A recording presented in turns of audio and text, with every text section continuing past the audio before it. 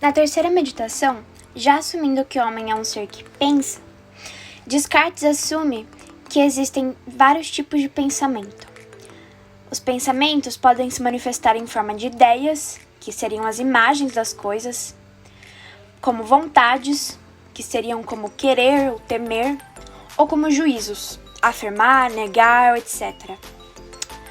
As vontades e os juízos, eles acrescentam algo de novo do próprio sujeito, enquanto as ideias, elas seriam as imagens das coisas.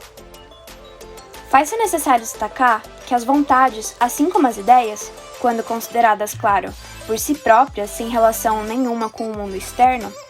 não podem ser consideradas propriamente ditas falsas. No entanto, no que diz respeito aos juízos,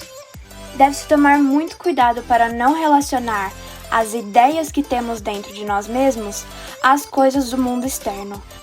Isso é, tratar as ideias que se imprimem em nós mesmos como semelhantes aos fatores do mundo externo. Sob essa mesma ótica, Descartes considera que apenas as coisas muito claras, simples e distintas e que, além disso, não são percebidas por meio dos 5 sentidos, podem ser consideradas verdadeiras, e dá exemplo disso a aritmética, a geometria e, por exemplo, a presença de um Deus. E, com isso, partimos à distinção de 3 tipos de ideias. As ideias inatas, que seriam as que nascem conosco, as adventícias, que são as que formamos a partir do mundo exterior, e as factícias, que são as que inventamos por meio de nossa própria imaginação. A existência de uma divisão de tipos de ideias, especialmente a existência de uma ideia que não é nem absorvida por meio da nossa interação com o mundo externo e nem criada por fruto da nossa própria imaginação, é justificada pela existência de um Deus,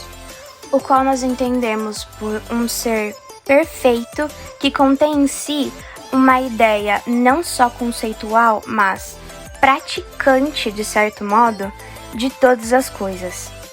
Pois, na medida em que somos seres imperfeitos e pensantes, que aprendem gradativamente e, apesar de se aproximarem cada vez mais, nunca chegam ao que consideramos como perfeição,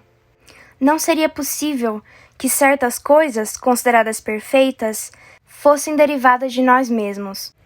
pois, naturalmente, não é possível de que algo perfeito seja derivado de um sujeito imperfeito,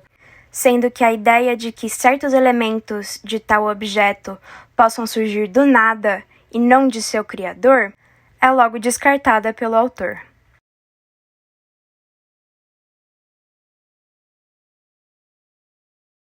Por fim, infere-se que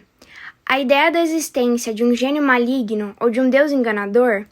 é inviável, uma vez que a luz natural nos ensina que o embuste depende necessariamente de alguma carência, e como vimos agora,